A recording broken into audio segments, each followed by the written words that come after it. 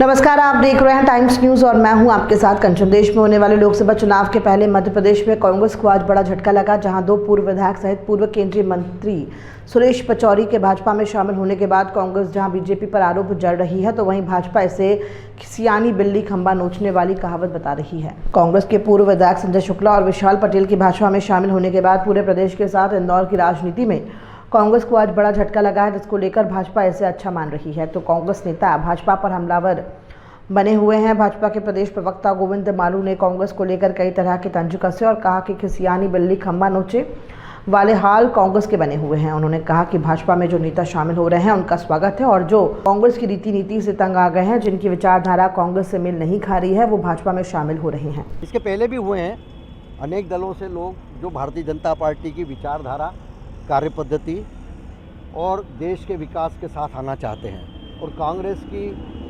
राष्ट्र विरोधी नीति और संस्कृति विरोधी नीति, जिन्होंने राम मंदिर के निमंत्रण को अस्वीकार करके और उस वोट बैंक की राजनीति करके पराकाष्ठा कर दी भारत की सनातन संस्कृति के साथ जो मजाक कर रहे हैं, ऐसे कई सारे लोग जो मन से दुखी थे, पीड़ित थे, उनकी उपेक्षा से पीड़ित थे, उनके नेतृत्व की संवादहीनता से पीड़ित थे।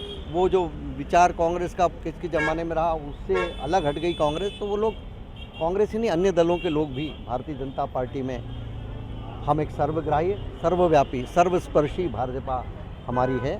हम किसी के लिए दरवाजे बंद नहीं करते, लेकिन हम ऐसे लोगों को जो हमारे इस विचारधारा के साथ आना चाहते हैं, हम उनका स्वागत कर रहे हैं और करेंगे भी। सर, कांग्रेस के एक प्रवक्ता का आरोप है कि का पेच फंसा के या आर्थिक रूप से किसी तरह से दबाकर शामिल किया जा रहा है पार्टी। कांग्रेस के प्रवक्ता और कांग्रेस पार्टी को क्या वो भ्रष्ट मानते हैं? कि भ्रष्ट हैं वो?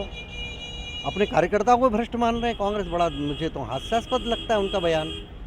ईडी की कार्रवाई, अरे हम भी विपक्ष में रहे हैं कई वर्षों तक, हम पे भी खूब प्रताड़ना झेली। 18 महीने में जेल में रहने के बाद हम नहीं टूटे हैं। ये कौन ईडी सीबीआई? ये देखिए, चुनाव हारते हैं तो ईवीएम की बात करते हैं, कोई चला जाता है तो ईडी सीबीआई की बात करते हैं।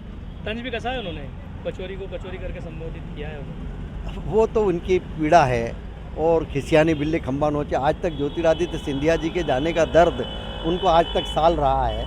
ऐसे ही सुरेश पटेल अपने घर को संभालने की बजाय वो दोषारोपण करें, और कार्यकर्ता के खिलाफ जो उनका कार्यकर्ता वर्षों से रहा, वो चला गया, क्यों चला गया, उसकी मीमांसा करने के बजाय वो उस पर तंज कसे, तो कांग्रेस की मेरे को मानसिकता और बुद्धि पर तरस आता है। मुझे लगता है उनके मानसिक बीमारी का इलाज कराना पड़ेगा। सर, एक और राहुल गांधी की न्याय यात्रा जो है, और दूसरी ओर लगातार आप देख रहे हैं किस तरह के बदलाव हो रहे हैं, किस तरह पार्टी में न्याय हो रहा है, ये लोगों के जाने से पता लग रहा है। वो न्याय यात्रा है कि अन्याय यात्रा है?